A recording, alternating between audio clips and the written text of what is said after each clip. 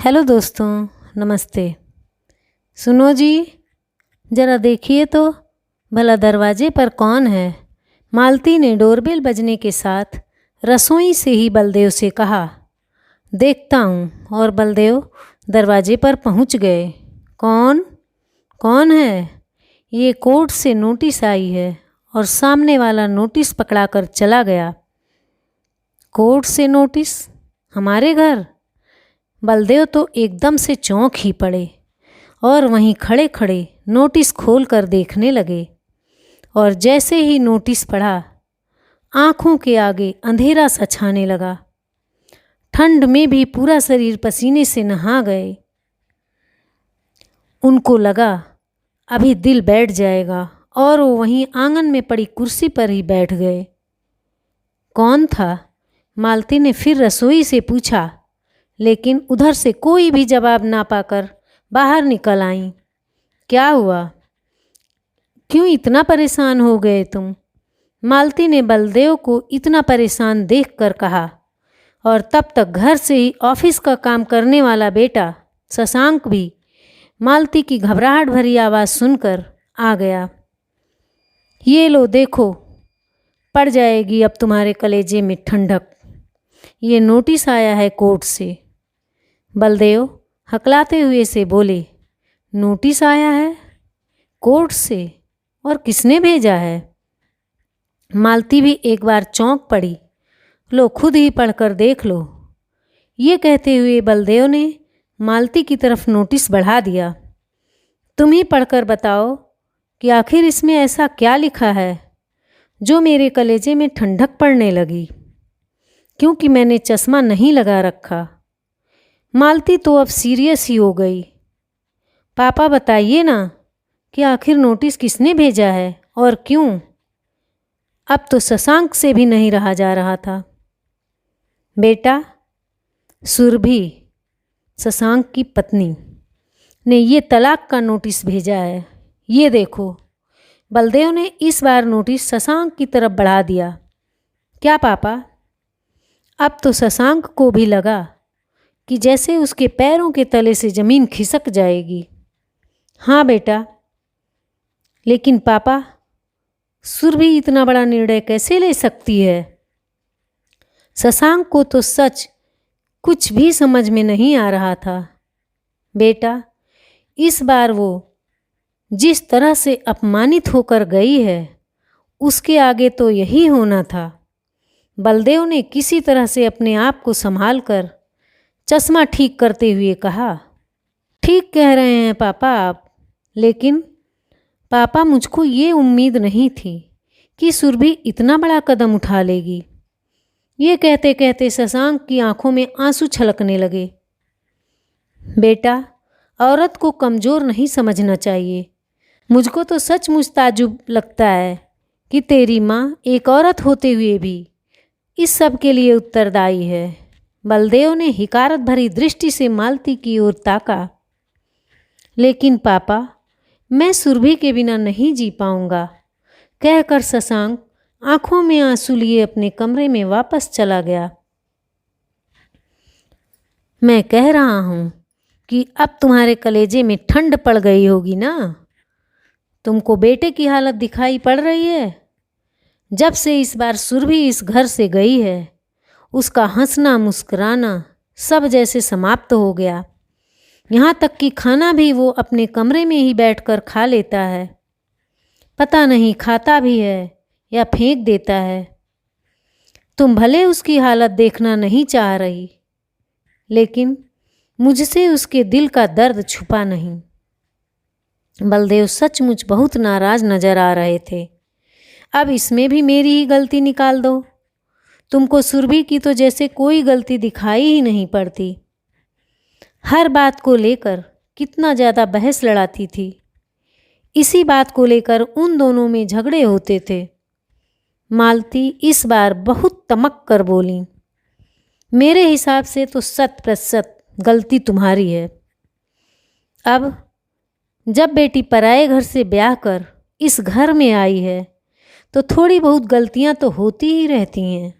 लेकिन जैसे ही शशांक ऑफिस से वापस आता था, तुम उसकी दिन भर की बातों को नमक मिर्च लगा लगा कर बताती थी।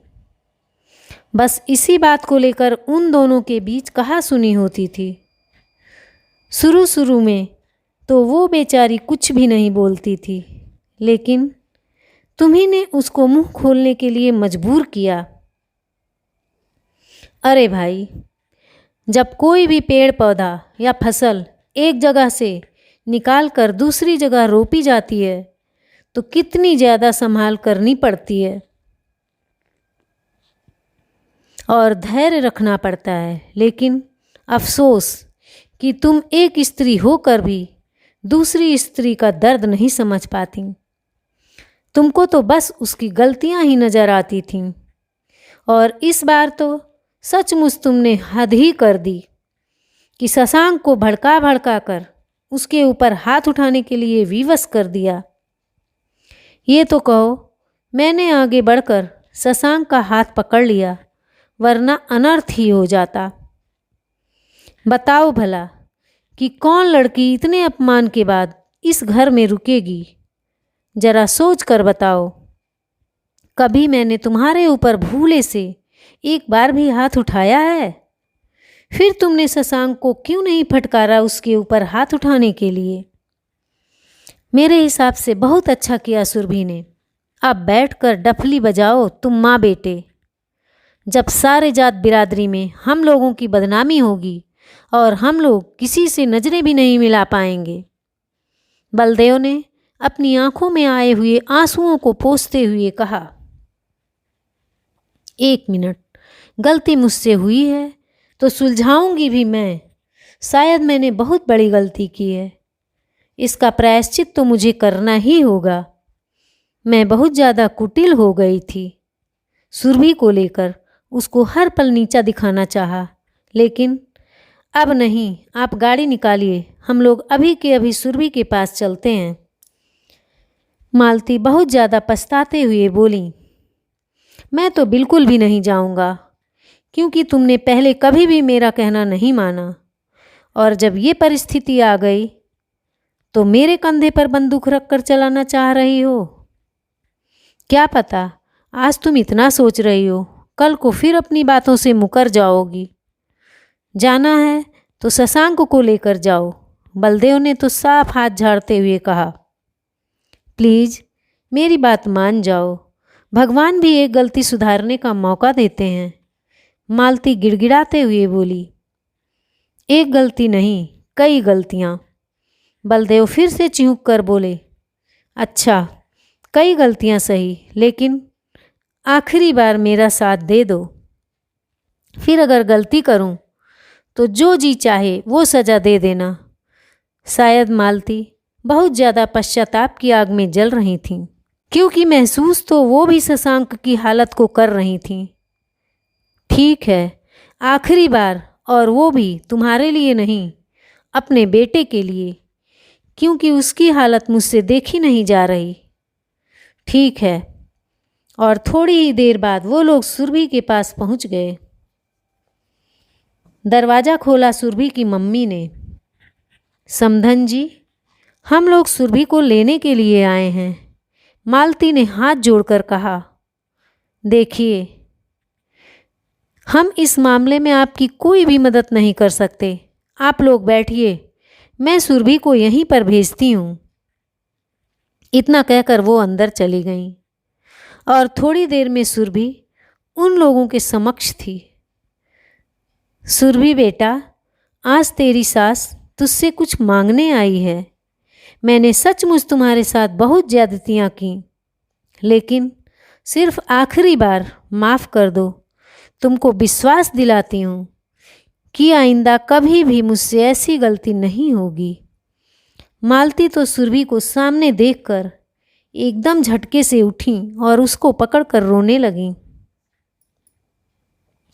लेकिन मम्मी जी, मुझको अब उस घर में रहना ही नहीं है जहाँ मेरी खुद की भावनाओं का कोई सम्मान ना हो। जो गलती मुझसे होती उसका भी दंड मुझको, और जो नहीं होती उसका भी दंड मुझको। आपने मुझको समझ क्या रखा है? एक लाचार बहू?